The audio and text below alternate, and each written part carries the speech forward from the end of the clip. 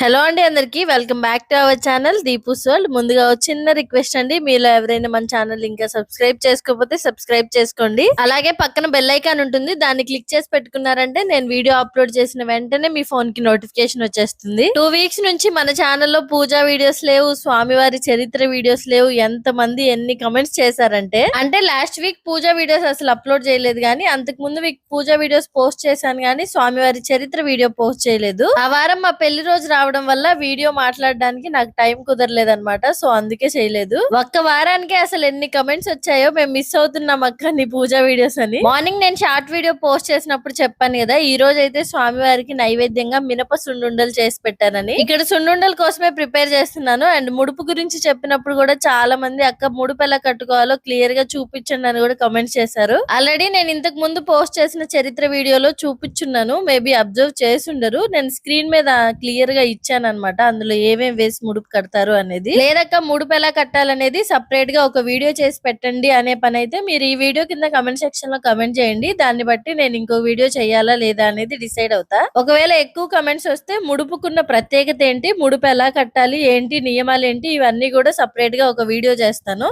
ఇంకా స్వామివారి చరిత్ర అయితే స్టార్ట్ చేసేద్దాము. వీడియో రన్ అవుతూ ఉంటది, నేను స్వామివారి చరిత్ర కంటిన్యూ చేస్తాను. ఈ రోజు అయితే మనం చాప్టర్ 6 చెప్పుకోబోతున్నాము. నేను ఈ స్వామివారి చరిత్ర వీడియోస్ అన్నిటికీ టైటిల్ లో మెన్షన్ చేస్తున్నాను, పార్ట్ 1, పార్ట్ 2, పార్ట్ 3 ఇలాగా, సో దట్ మీకు కూడా ఈజీగా ఉంటది అని. చాప్టర్ 6 ఏంటంటే శివుణ్ణి పూజించే బిల్వ పత్రాలతోటి శ్రీనివాసుడికి పూజ ఎలా చేస్తారు, దీని మీద ఉంటది ఈ చాప్టర్ అయితే. సహజంగా మనకి బిల్వ పత్రం అనగానే శివయ్య గుర్తొచ్చేస్తారు కదా. శివుడికి మనం ప్రత్యేకంగా కార్తీక మాసంలో బిల్వ పత్రాలతో పూజ చేస్తూ ఉంటాం కూడా. ఇంకా చెప్పాలంటే మనస్ఫూర్తిగా ఒక్క బిల్వ పత్రం ఆయనకి సమర్పించి శంకరా అని నోరారా పిలిస్తే కరిగిపోయి అభయం ఇచ్చేస్తాడు ఆ బోలా శంకరుడు. నా చిన్నప్పుడు మా నాన్నమ్మ అంటుంటే వినేదాన్ని, అంటే మా తాతయ్య వాళ్ళ అమ్మలేండి, అంటే ముత్త నానమ్మ ఏమనేదంటే, పిచ్చి మహారాజమ్మ శివయ్య ఒక్క చెంబు నీళ్లు పోస్తే కరిగిపోతాడు అని. పెద్దవాళ్ళ ఇంట్లో ఉంటే పిల్లలకి ఎన్ని విషయాలు తెలుస్తాయో, మా చిన్నప్పుడు ఆ నానమ్మ మాకు ఎన్ని కథలు చెప్పిందో కొన్ని మర్చిపోయాను, కానీ చాలా వరకు గుర్తున్నాయి. సందర్భం వచ్చినప్పుడు ఆ కథలన్నీ మీతో కూడా షేర్ చేసుకుంటాను. కానీ బిల్వపత్రం అంటే మనకు గుర్తొచ్చేది శివయ్య, ఇంకా వేరే దేవుడే మైండ్ లోకి రాడు, మనకి ఫస్ట్ శివయ్య గుర్తొస్తాడు. అలాంటిది వెంకటేశ్వర స్వామికి ప్రతి సంవత్సరం ధనుర్మాసంలో ఒక నెల రోజులు మాత్రం బిల్వపత్ర పూజ జరుగుతుందంట. ఈ బిల్వపత్ర పూజ అనే విషయాన్ని ప్రమాణంగా చూపించి అప్పట్లో శైవులు రామానుజుల వారితో వాదనకి దిగారు. ఇది శివుని విగ్రహమే, అందుకే ఇక్కడ బిల్వపత్ర పూజ జరుగుతుందని, అందులో ఈ విగ్రహానికి జటలు నాగాభరణాలు కూడా ఉన్నాయి కాబట్టి ఇది విష్ణు విగ్రహం కానే కాదు. శైవులు వాదనకు వచ్చినప్పుడు రామానుజుల వారు కూడా సమాధానం ఇవ్వాలి కదా. ఈ ప్రశ్నకి రామానుజుల వారు సమాధానం ఏమిచ్చారంటే, మన వేదాల్లో ఎక్కడా కూడా శ్రీ మహావిష్ణువుకి బిల్వపత్ర పూజ చెయ్యకూడదని చెప్పలేదు, ప్రత్యేకంగా పలానా దేవతలకే బిల్వపత్ర పూజ చెయ్యాలని కూడా చెప్పలేదు. పైగా లక్ష్మీదేవికి బిల్వం అంటే చాలా ఇష్టం. పైగా ధనుర్మాస పూజ గురించి చెప్పేటప్పుడు శుక్రవారం రాత్రి ఒడిలో ఎడమ భాగమున లక్ష్మీదేవితో ఉన్న శ్రీ లక్ష్మీనారాయణునకు తునగని బిల్వపత్రాలతోనూ తులసి దళాలతోనూ శ్రీ సూక్త పురుష సూక్తముతో పూజించాలి అని చెప్పారు. ఇంతేకాదు శ్రీ మహావిష్ణువు కృష్ణుడి అవతారంలో ఉన్నప్పుడు కూడా శ్రీకృష్ణుడికి గన్నేరు, కాంచన పుష్పాలు, అలాగే ప్రత్యేకంగా బిల్వములతో శ్రీమతే వెంకటేశాయ నమః అని పురుషోత్తముని పూజించాలని స్పష్టంగా చెప్పారు. అలాగే నృసింహాకార విష్ణువుని కూడా నృసింహ అనుష్టుప్ మంత్రముతో, గాయత్రి మంత్రముతో, తునగని బిల్వ పత్రాలతో, జాజి మల్లెలతో పూజించాలని ప్రమాణాలు ఇచ్చారు శ్రీరామానుజుల వారు. అంతేకాక శ్రీ వెంకటాచల మహత్యం గురించి వరాహ పురాణంలో చెప్తూ,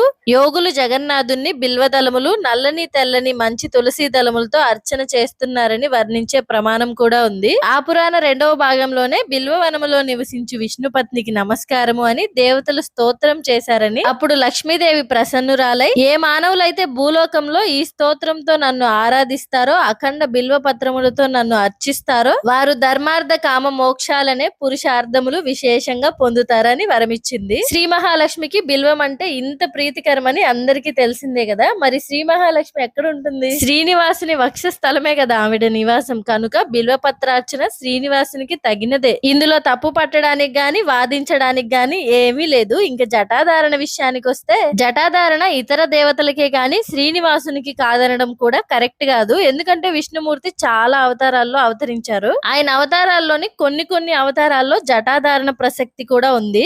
ఈ సృష్టిలో సృష్టిలోని అన్ని రూపాలు ఆ భగవంతునివే. భాగవతంలో భగవంతుడు వివిధ యుగాల్లో, వివిధ అవతారాల్లో, వివిధ వర్ణాల్లో, వివిధ అలంకారాల్లో ఉంటాడని ప్రత్యేకంగా చెప్పబడింది. వీటన్నిటిలో జటాధారణ కూడా ఒకటి. సాత్వత సంహితలోని శ్రీనివాసుని వర్ణన అనంతుని రూపంలో ఎలా ఉందంటే, సద్గురు సంపన్నుడు, 4 ముఖములు, 4 భుజములు, నునుపైన గడ్డము, జడలు, దండము, కమండలము, జపమాల కలవానిని ధ్యానించవలెను అనుంది. 4 రూపాల్లో నర, నారాయణ, హరి, కృష్ణ కృష్ణావతారాన్ని వర్ణిస్తూ జడలు ధరించిన వాడని ప్రత్యేకంగా వర్ణించబడింది. సాత్వత సంహితలో ప్రత్యేకంగా భగవంతుడు జడలు ధరించిన అవతారాల గురించి వివరించబడింది. అక్కడ వర్ణించిన చరమ రూపం శ్రీనివాసుని రూపానికి చాలా దగ్గర పోలికలతో ఉంటది. అలాగే శ్రీవరాహ పురాణంలో వేటకు వెళ్తున్న శ్రీనివాసుని వర్ణిస్తూ ఎక్కువ పొడవు లేని జడలు కలవాడని, తెల్లని తలపాగాతో చుట్టబడిన జడలు కలవాడని చెప్పబడింది. ఇక్కడతో అయిపోలేదు సుమి. వామన పురాణంలో కూడా విష్ణువైన శ్రీనివాసుని వర్ణిస్తూ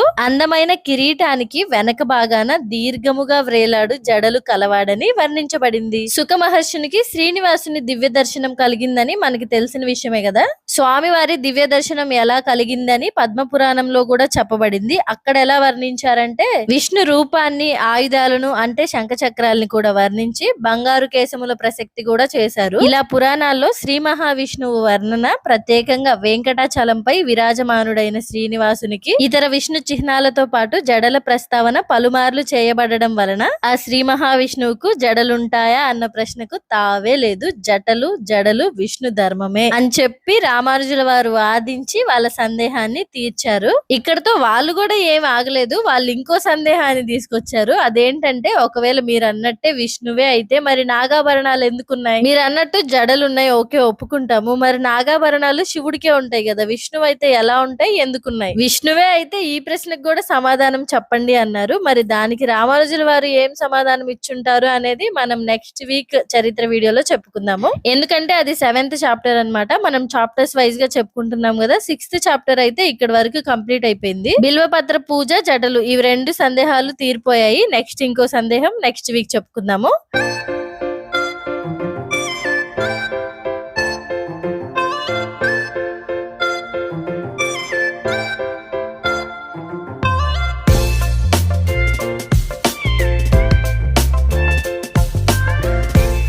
అండ్ చరిత్ర వీడియోని కూడా చాలా మంది ఇష్టంగా చూస్తున్నారు, అడుగుతున్నారు కూడా. ఒక్క వీక్ చెప్పకపోయినా కూడా మీరు వినడానికి ఇంత ఇంట్రెస్ట్ చూపిస్తున్నప్పుడు నాకు కూడా చెప్పాలని ఇంట్రెస్ట్ అయితే పెరుగుతుంది. ప్రతి వారం నేను కూడా మీకు ఇంకొంచెం అర్థమయ్యే విధంగా చెప్పడానికే ట్రై చేస్తున్నాను. ఎప్పుడు చెప్పే మాటే, కాకపోతే మళ్ళీ చెప్తున్నాను, చెప్పాలి కూడా. ఈ చరిత్ర వీడియో చేసినప్పుడల్లా ఈ మాట ఖచ్చితంగా చెప్పాలి. నేను ఏవైనా పదాలు అంటే ఉచ్చారణ దోషం ఏమన్నా జరిగితే నన్ను క్షమించండి. జరగకుండానే చూసుకుంటున్నాను. ఒకవేళ నేను కరెక్ట్ అనుకుంటున్నది తప్పైతే నా కమెంట్ సెక్షన్ లో చెప్పండి, నేను మార్చుకుంటాను. మనందరి మీద ఆ వెంకటేశ్వర స్వామి ఆశీస్సులు ఎప్పుడూ ఉండాలని కోరుకుంటూ, ఓం నమో వెంకటేశాయ.